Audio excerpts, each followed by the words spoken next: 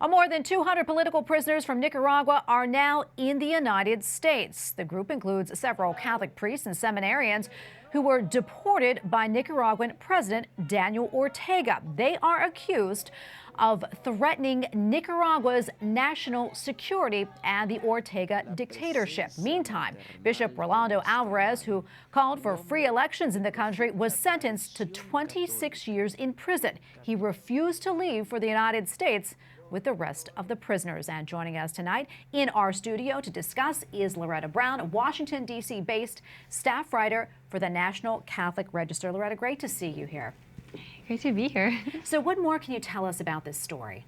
Well, there were over 200 prisoners that were sent to D.C., and there are all sorts of, there's political prisoners, religious figures, and just people who spoke out against the Ortega regime, against the human rights abuses, journalists even, because they just had, for years, the regime has been silencing opposition, has been oppressively trying to crush criticism of these different abuses. And Bishop Alvarez has been very brave. He has been under house arrest since August. And he even fasted for a while for the police to stop following around and tracking his every move. And he's been praying for his people, for the parishioners. There have been attacks and targeting of churches.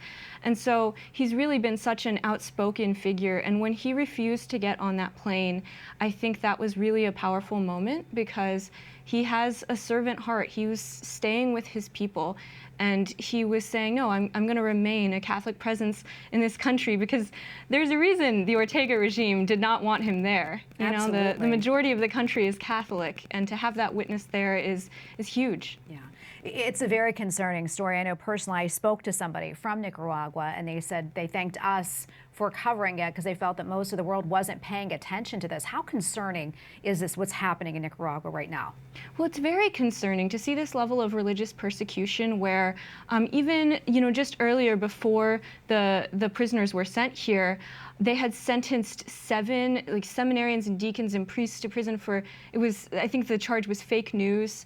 So they do these things where they're suddenly cracking down on the Catholic Church and targeting them, and the faithful just continue to protest, continue to speak out and try to live their faith. But the level of oppression there, I think it's just concerning to everybody, and it's something people really should be aware of because there needs to be pressure against it. Absolutely. I know you're going to continue following this story. We are as well. Another story that I want to talk about, a story that you wrote recently. You talked to Dan Lipinski, who was one of the few remaining pro-life Democrats in Congress.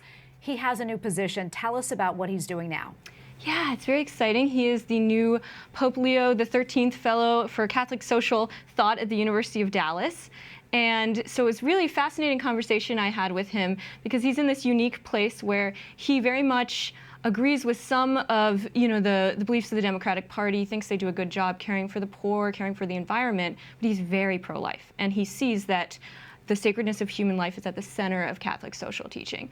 And so we just talked about the partisanship today of how, people often just see things along very partisan lines within the two-party system. But he really thinks if people shake up the parties a little bit, try to live out, being Catholic first, following Catholic thought, on just a lot of issues, that would be so good for the country. We could, pursue a more Catholic vision.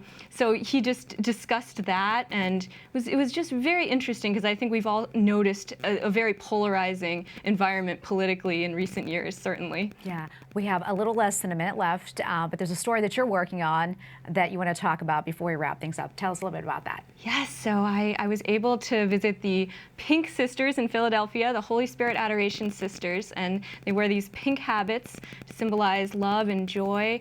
And it was just a really fascinating look at the contemplative life that I feel honored to have been able to see, but I do feel bad they were rooting for the Eagles, so, so they didn't get that. Yeah. But definitely everyone should check out the story. It's going up this week on the Register, just looking at the contemplative life and Eucharistic adoration and the importance of that. Well, looking forward to that. Can't wait. Lauretta, thank you so much for coming on. We appreciate it. Thank you, Tracy.